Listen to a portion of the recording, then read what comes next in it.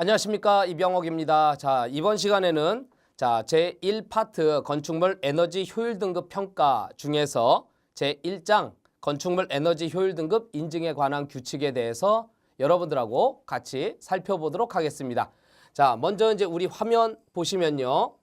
자, 요 1조 부분에 제일 먼저 나오는 내용이 이 규정을 만든 목적이 뭐냐. 그래서 이 목적은 녹색건축물 조성지원법에 의거해서 거기에서 위임받은 사항들을 규정하는 내용이 에너지 효율 등급 인증에 관한 규칙이 되겠습니다. 그래서 총 6가지의 내용이 나와 있는데요. 그중에 뭐 6번은 읽어보나 마나지요. 그렇죠? 필요한 사항을 규정한다 이렇게 되어 있으니까 여러분들이 체크해 두실 거 요 5가지 체크해 두시면 되겠습니다. 첫 번째, 이 규칙을 시행하는 목적은 첫 번째, 건축물 에너지 효율 등급 인증 대상 건축물의 종류를 규정을 합니다. 그래서 모든 건축물이 대상이 되지만 그 중에서도 어떤 건축물은 해당이 되고 어떤 건축물은 해당이 되지 않는 그러한 건축물의 종류를 건축법에서 규정하고 있는 건축물의 용도에 따라서 그 내용을 규정하고 있고요. 두 번째는 건축물이 에너지 효율 등급 인증을 받을 때 그 인증 기준이 어떻게 되느냐. 그 다음에 세 번째, 인증받은 건축물 그걸로 끝나는 것이 아니고 인증받은 건축물에 대해서 다시 점검하는 내용이 포함이 되어 있고요.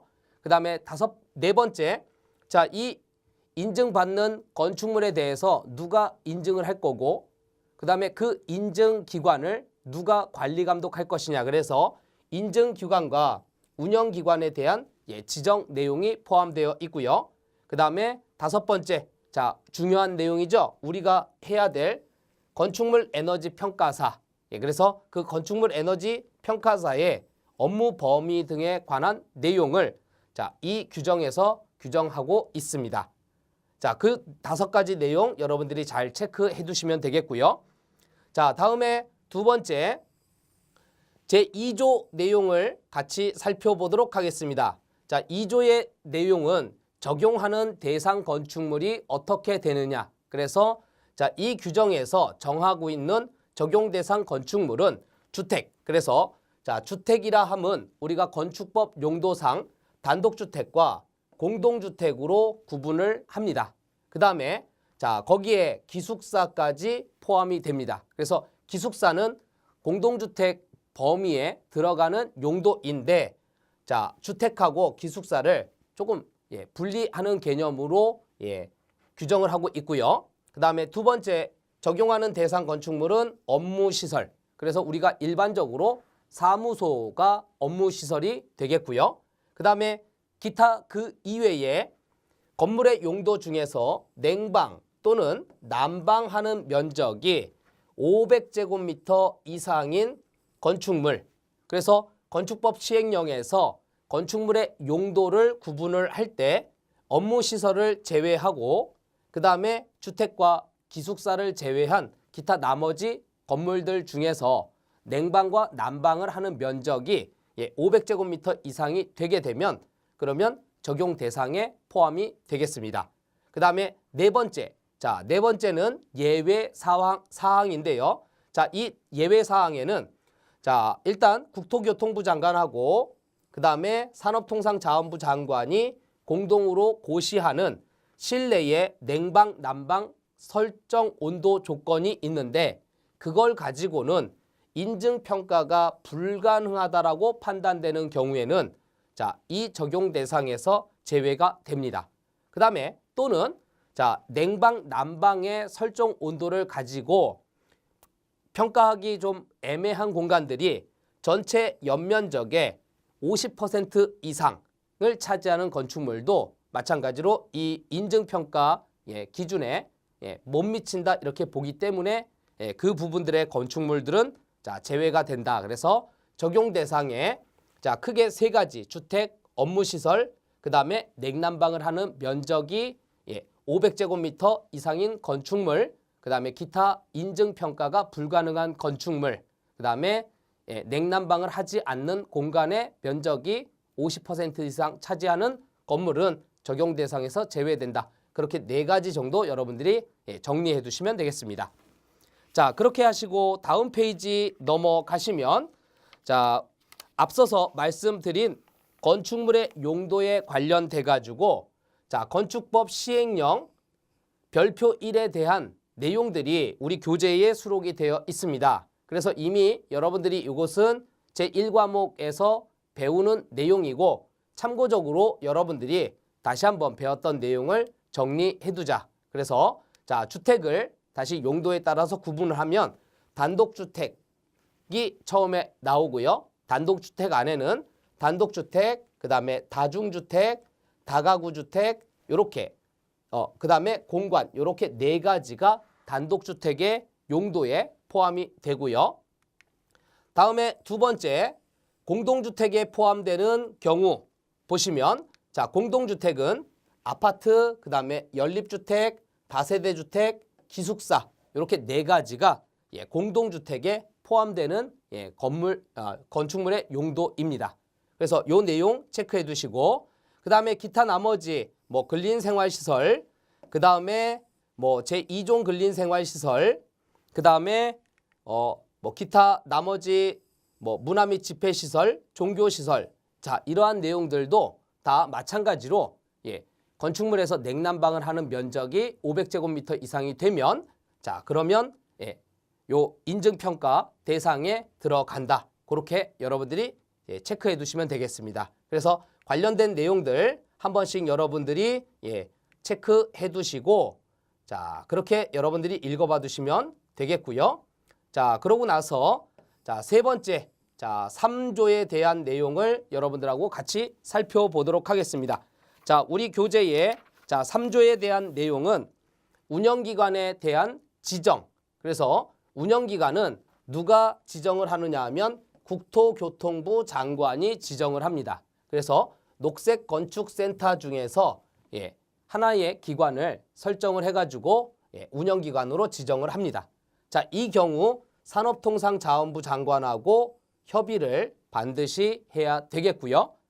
자, 이렇게 운영기관으로 선정이 되는 경우에 운영기관이 하는 업무 체크해 보면 자, 첫 번째 인증 업무를 수행하는 인력의 교육, 그 다음에 관리, 감독에 관한 업무를 담당을 하고요. 그 다음에 두 번째 인증관리 시스템 운영에 관한 업무를 담당을 합니다. 그 다음에 세 번째 인증평가 기관에 대한 평가, 그 다음에 사후관리, 감독 이러한 내용이 포함이 되고요. 네 번째 인증제도의 홍보, 교육, 컨설팅, 조사, 연구, 개발 등에 관한 업무. 그 다음에 다섯 번째 인증제도의 개선 및 활성화를 위한 업무. 그 다음에 여섯 번째 인증의 절차와 기준관리 등, 즉 제도 운영에 관한 업무가 해당하는 업무가 되겠고요. 그 다음에 일곱 번째 인증 관련돼 가지고 여러 가지 통계 자료가 나오는데 그 통계를 분석하고 활용에 관한 업무를 담당하고 있습니다. 그래서 자, 동그라미 8번에 있는 내용 빼고 요 7가지의 내용 운영기관이 하는 업무 여러분들이 정리를 좀 해두시면 되고요.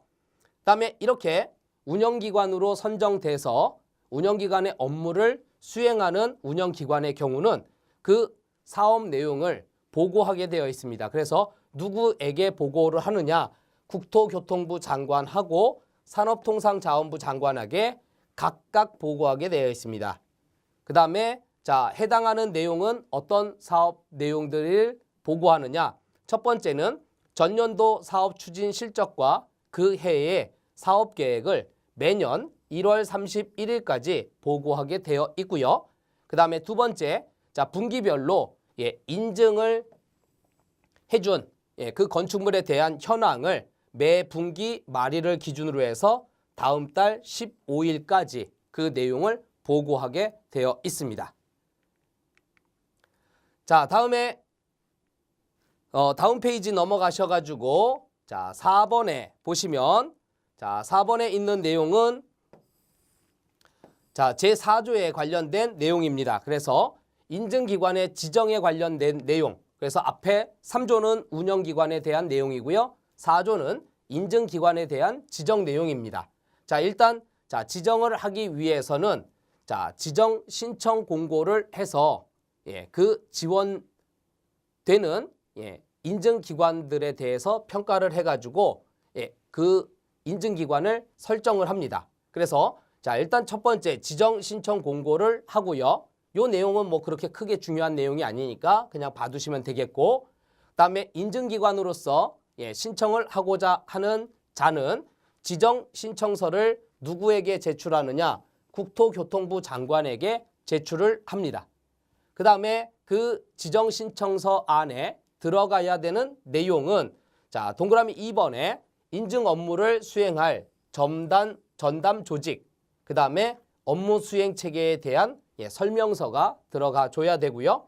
그 다음에 자, 동그라미 3번 체크해 두시면 자, 인증 업무 인력을 보유하고 있다라고 하는 증명 서류를 제출해야 되고, 그 다음에 네 번째 인증기관으로서 인증 업무를 처리할 때 어떠한 규정에 의해서 처리할 건지, 그 다음에 기타 인증 업무를 수행할 수 있는 능력 증명서, 그러니까 여러 가지 실적이라든가 뭐 연구 자료, 그 다음에 뭐 관련된 뭐 컨설팅 뭐 이런 것들이 있겠죠. 그러한 자료들을 제출을 해서 업무 수행 능력을 평가를 받습니다. 자, 다음에 자, 괄호 3번 보시면 신청인의 형태에서 보니까 자, 신청인은 법인이 신청을 할 수도 있고요. 그 다음에 개인이 신청을 할 수도 있습니다. 그래서 법인과 개인이 둘 다 신청이 가능하다. 그 내용 체크해 두시고요. 자, 다음 페이지 넘어가셔서 자, 인증기관의 건축물의 에너지 효율 등급 인증에 관한 인증 업무 인력 보시면 자, 인증에 관련된 인증 업무 인력은 자, 아래에 있는 인력들 중에서 5명을 상근으로 채용하고 있어야 됩니다. 그래서 첫 번째, 자, 여기 인증 업무 인력으로서 활동할 수 있는 사람 체크해 보면 실무 교육을 받은 건축물 에너지 평가사. 그래서 에너지 평가사 자격은 취득을 했지만 실무 교육을 받지 않은 경우에는 평가 업무를 할 수가 없습니다. 그래서 실무 교육을 받은 건축물 에너지 평가사가 자, 인증 업무 인력으로 활동할 수 있고, 그 다음에 두 번째, 건축사의 경우는 3년 이상 실무를 한 사람, 그 다음에 건축, 설비, 에너지 분야의 기술사를 취득한 자는 3년 이상 실무. 그래서 자, 2번과 3번 묶으셔가지고 건축사, 기술사는 3년 이렇게 체크해 두시면 되겠습니다. 그 다음에 네 번째, 기사 자격을 취득한 후에 10년, 그 다음에 박사학위 3년. 3년 똑같은 거 나왔죠? 그래서 2번, 3번, 5번 묶으셔가지고 건축사, 기술사, 박사는 3년 그렇게 묶어서 기억해 두시면 되겠습니다. 그 다음에 석사학위를 취득한 경우에는 9년, 그 다음에 학사학위를 취득한 경우에는 12년의 실무 경력을 가지고 있어야 인증 업무 인력으로 우리가 활동할 수 있고요. 인증기관에서는 그 사람들 중에서 5명을 보유하고 있어야 되겠습니다. 자, 다음에 괄호 5번 내용 체크해 보면 자, 인증 업무 처리 규정에 들어가는 내용 보시면 자, 요 부분은 그냥 뭐 내용은 좀 많지만 여러분들이 그냥 한번 눈으로 읽어봐 두시면 됩니다. 자, 첫 번째는 인증평가의 절차와 방법에 대한 내용들이 업무 처리 규정 안에 포함이 돼야 되고요. 두 번째, 인증 결과를 통보하고 그 다음에 재평가를 하는 대상이다 라고 하면 재평가에 관한 내용이 들어갑니다. 그 다음에 세 번째, 자, 인증받은 건축물이 그 내용을 지키지 않아서 취소가 되는 경우가 있거나 또는 부당한 방법으로 인증을 받은 경우에는 취소를 할 수가 있습니다. 그래서 자, 건축물의 인증 취소에 관한 내용이 처리 규정에 들어가 있고요. 그 다음에 자, 네 번째, 그 인증의 결과를 보고하게끔 되어 있습니다. 그래서 인증기관의 장은 운영기관에게 보고를 하고 운영기관의 장은 국토교통부 장관과 산업통상자원부 장관에게 각각 보고하게 되어 있는 그 체계를 포함하고 있는 내용입니다. 그 다음에 5번째, 자, 수수료 납부 방법. 그 다음에 6번째, 인증 결과를 검증하는 방법. 그 다음에 기타 인증 업무에 필요한 그러한 내용들이 업무 처리 규정 안에 들어가 있다. 자, 그 정도 체크해 두시면 되겠고, 자, 이러한 내용을 바탕으로 해서 자, 지정 신청서를 작성한 인증기관은 누가 그 지정을 하느냐. 그래서 자, 인증기관의 지정 고시는 국토교통부 장관이 하고요. 협의는 산업통상자원부 장관의 협의를 거칩니다. 그 다음에 거기에 관련되어 있는 여러 가지 심의 사항들은 인증운영위원회에서 합니다. 그래서 지정은 국토교통부 장관, 협의는 산업통상자원부 장관, 그 다음에 그와 관련된 심의는 인증운영위원회에서 한다. 그 정도 내용 여러분들이 정리를 해두시면 되겠습니다. 자, 다음에 자, 6번째 내용 보시면 5번째 내용 보시면 자, 5번째 인증기관에 대한 지정서의 발급과 인정기관 지정의 갱신 등에 관한 내용이 제5조에 나와 있습니다. 자, 일단 자, 인증기관으로서 지정이 됐다라고 하면 국토교통부 장관이 인증기관의 지정서를 발급합니다. 그렇게 인증기관으로서 지정된 인증기관은 자, 지정서가 발급된 날로부터 5년간 유효하고요. 그 다음에 5년마다 갱신을 합니다. 그래서 유효기간은 5년, 그 다음에 갱신은 5년마다 한 번씩 갱신을 한다.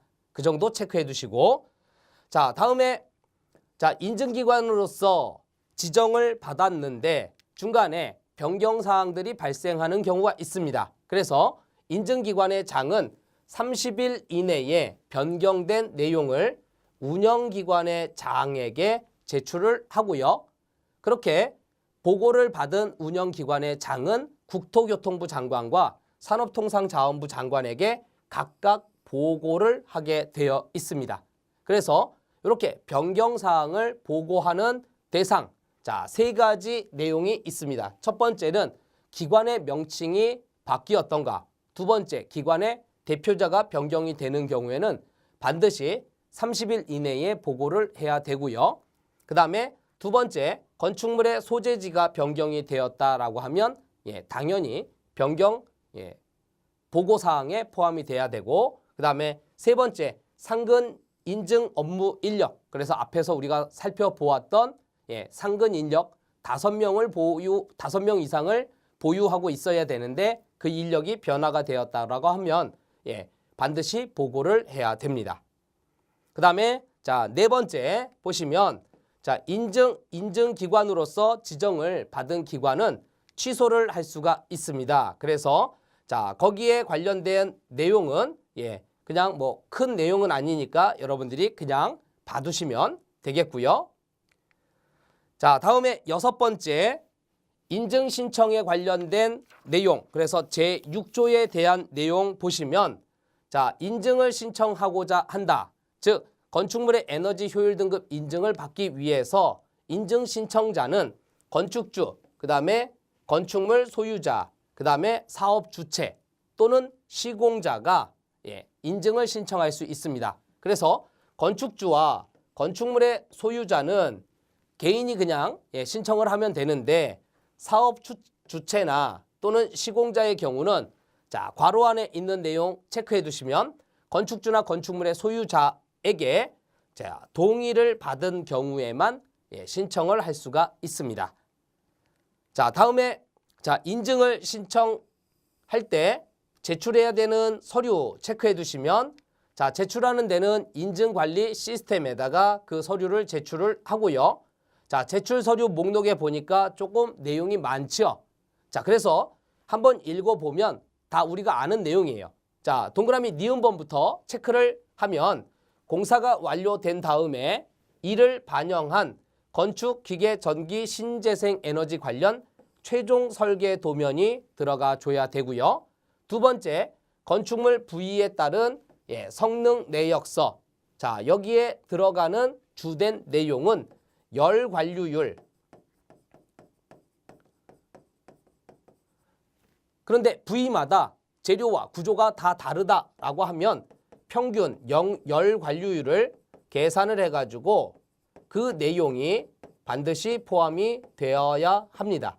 그게 건축물 부위별 성능 내역서이고요. 그 다음에 건물 전개도, 다른 말로 우리가 인면도라고 얘기를 합니다. 그래서 건축물의 외벽에 창문이 어느 정도 들어가고 창의 크기가 어느 정도 들어가는지, 또 남향에 얼마만한 창이 있는지, 그 다음에 동향, 서향, 북향에 창이 있는지 없는지 그런 유무를 판단하기 위해서 건물 전개도가 들어갑니다. 그 다음에 자, 동그라미 미음번에 장비 용량 계산서. 그래서 우리가 기계, 그 다음에 전기 분야에 여러 가지 들어가는 장비에 대한 용량을 계산을 해가지고 포함시켜 줘야 되겠고요. 그 다음에 조명 밀도 계산서, 실내에서 사용되어지는 또는 실외에서 사용되어지는 여러 가지 조명 설비에 얼마만큼 전력을 사용하느냐, 그러한 것들을 계산을 해가지고 포함시켜 줘야 됩니다. 그 다음에 자, 장비 용량 계산서하고 묶어서 관련된 자재, 그 다음에 여러 가지 기기, 설비 등의 성능을 증명할 수 있는 서류. 그래서 각종 시험 성적서들이 들어가게 되어 있고요. 그 다음에 동그라미 이응번에 설계 변경이 되었다라고 하면 설계 변경 확인서가 들어가 줘야 되겠고요. 그 다음에 자, 예비 인증 사본을 반드시 첨부해야 됩니다. 그 다음에 기타 여러 가지 운영기관에서 필요로 하는 내용들을 첨부를 할 수 있겠다. 그래서 동그라미 니은번에서부터 요 동그라미 지읒번까지는 여러분들이 그 내용을 정리해서 기억을 해 두셔야 되겠습니다. 자, 이렇게 인증을 취득하기 위해서 신청을 한 경우에 인증평가를 처리하는 기간 얼마나 돼야 되느냐. 그래서 자, 인증기간은 접수된 날로부터 50일 이내에 평가를 완료해야 되고요. 그 다음에 자, 주택, 즉 단독주택하고 공동주택은 40일 이내에 처리가 돼야 됩니다. 그런데 공동주택의 용도에 포함되었던 건물이 하나 있었죠. 기숙사. 그렇죠? 기숙사는 이 부분에서 제외가 됩니다. 그래서 기숙사는 건축물의 용도 분류상 공동주택에 포함이 되는데, 자, 이 기숙사는 평가를 할 때에는 다른 용도로서 그 내용을 보기 때문에 주택에서는 단독주택과 공동주택만 포함이 되고 기숙사는 제외가 된다. 그 정도 체크해 두시면 되겠고요. 다음에 자, 인증평가 처리 기간의 연장. 그래서 인증평가를 처리하는데 좀 시간이 모자릅니다. 그러면 인증기관에서는 20일의 범위 내에서 인증평가 기간을 한 차례만 연장이 가능합니다. 그래서 위에서 자, 주택을 제외한 기타 나머지 용도의 건축물들은 최대 50일, 거기다가 기간을 한번 연장을 한다면 70일 이내에서 처리가 돼야 되고요. 그 다음에 주택의 용도의 건축물의 경우는 최대 60일 범위 내에서 인증평가가 진행이 돼야 되겠습니다. 그 다음에 자, 괄호 5번에 신청 서류의 보완. 자, 제출한 신청자가 서류가 내용이 미흡하거나 또는 사실과 다른 경우에는 건축주 등에게 보완을 요청할 수가 있고요. 이때 이 보완 기간은 인증평가 기간에 산입하지 않습니다. 그러니까 만약에 접수가 됐는데 중간에 서류가 부족해가지고 요청을 하는 경우에는 50일 범위 안에 그 보완 기간은 포함이 되지 않고요. 순수하게 처리하는 기간이 50일이고 보완 기간은 그 기간에 산입되지 않는다. 그 정도 내용 여러분들이 정리해 두시면 되겠습니다.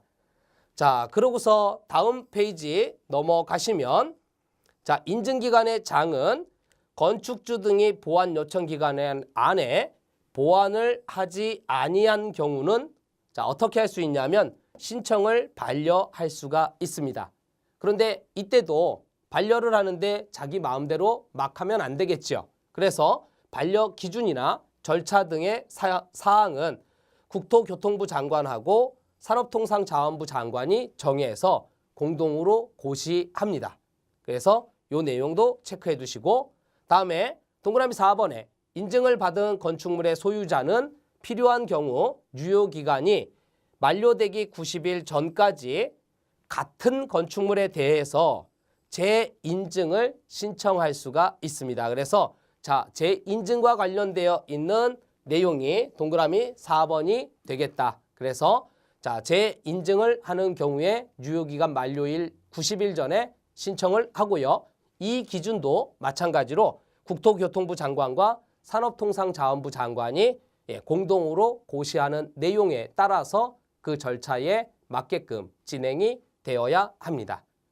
자, 이번 시간에는 자, 건축물 에너지 효율 등급 인증에 관한 규칙 제1조부터 그다음에 제6조까지 그 내용을 여러분들하고 같이 살펴보았고요. 자, 제가 정리해 드린 내용 여러분들이 잘 기억하고 계시면 되겠습니다.